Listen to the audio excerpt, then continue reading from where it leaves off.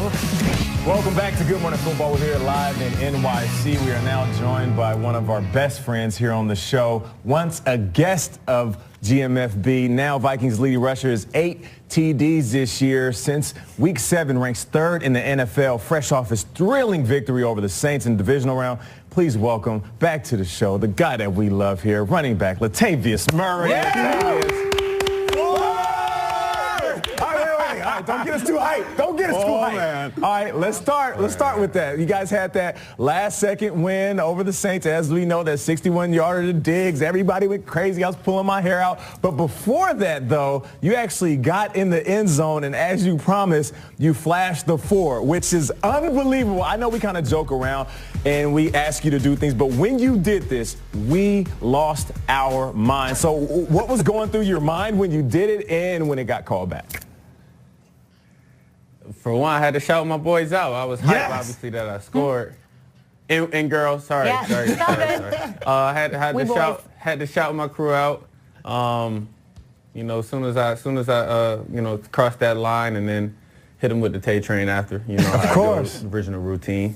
Of course. Now, listen, since you gave us what we asked, we're going to ask you for more. So your friend of the backfield, Jared McKinnon, he promised us, he said that he was going to do the 4. So can I ask you for an NFC title game celebration to throw up the 4? I got you, man. My God. We got to make it official in the highlights. Of course, make it official in the highlights. It's official in our highlights. So we love having you on the show, of course. Again, but let's take us to that Stephon Diggs touchdown. Just being there, it's now being dubbed the Minneapolis Miracle. That play that got you into the NFC Championship game.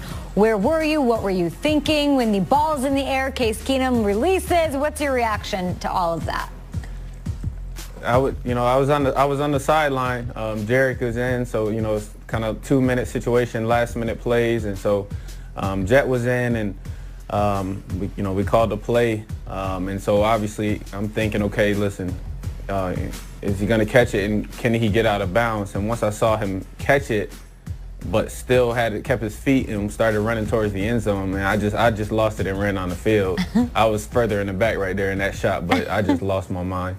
Latavius, we loved having you on the show here in studio. We love having you on as a guest. Let's go to Sunday right now. Championship Sunday. You guys now head into the hostile territory. You're going to Philadelphia with a trip to the big dance on the line. Look, you guys have had, as a franchise, some unfortunate history. I'm not going to bring it all up, but now you're just one game away.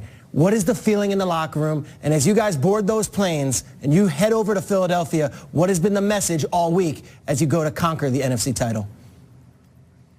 We know it's going to be a physical game. We know we're going into a hostile environment, but for us, we're going to embrace it. We're going to embrace, the hostile environment. We're going to embrace the road game feel.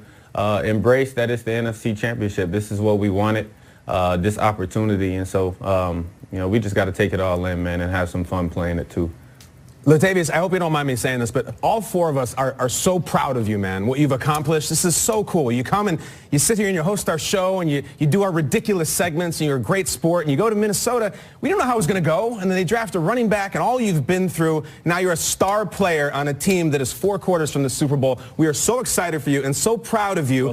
That said, how are you going to run through that Eagles defense? Because they are bad dudes, man. That D-line is not a joke, hey? No, that D-line, man, they're definitely stout, man. They play hard. They play physical. That's why I say it's going to be a physical game. And so, it's going to be up to, me, myself, Jet, just to, stay efficient, stay on schedule, run the ball efficiently, and just get prepared for a battle, because that's what it's going to be. Latavius, now you've heard all season some people say, well, a backup quarterback can't take a team to the Super Bowl. And now that you've seen what Case Keenum has done, how do you feel about how he's perceived? Because the way I look at it now, you guys don't have a starting quarterback, a backup quarterback, even a third stringer. You guys have 3 number 1s. What is it about Case Keenum and what he brings to the table that gives you confidence that he can take you guys back to Minnesota for a Super Bowl? Well, I just think he can continue to make plays. I think he continues to show why he's having success, why this team is having success on offense. I just think he keeps continuing to do that week in and week out. And so, like you say, we got three guys that can be the #1 quarterback. And Case has just proven his case for why he is #1. Yeah, Latavius, you know the guys in the locker room. We saw all the reactions, but Stefon Diggs doing this, staring up. Like, what is Stefon Diggs' deal? Tell us about Stefon Diggs. I think America got to know him for the first time. I don't know if there's more swag in the league than what that guy has. He definitely has some swag.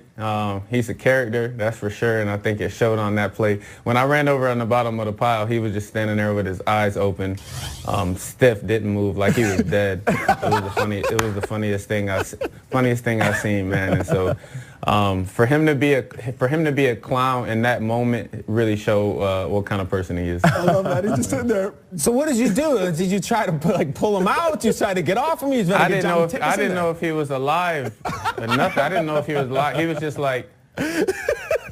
So it was hilarious, man. It was what I needed to see because I was about to lose my mind, and so just to see him. And he's doing that as a joke, Latavius? You think he's doing it as a joke? He's just playing with you guys? Yeah, he was just being funny under the foul. Yeah.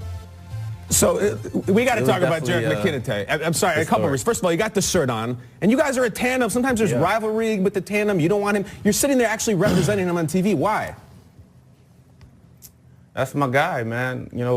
Like I had said back in the day, it's gonna be, what I can control on the field is what I can control. How I play and what I do. As far as who's in and whatnot, obviously that's kind of up to the coaches.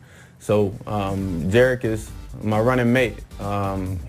He's gonna help me win, and so I wanna see him be successful, especially when he's in there. And I want him to have his fun and have his shine. And so I'm about winning. Obviously, we're in a good position right now to do so. And so that's for me, that's what it's all about, us making each other better and feeding off each other. Vikings running back Latavius Murray, everybody. Thank you so much for joining us. Man, like KB said. Already? Hey, listen, what do you want to stay? We'll keep you here all day long. I know you got something. Don't act like you don't have something to do, Tay-Train. But listen, we appreciate everything you do when it comes to what you do on the field and, of course, off the field with our show. And if you do remember to do it in the end zone, cool. If you want to blow our minds again, we appreciate it. Good luck. I got you. Keep balling. And you know what? I'm going to just say it. I'm going to call it like it is. I'll see you in a couple weeks in Minnesota. Okay. All right. Okay. All right, bro. All right. Much love, man. Much love to y'all always.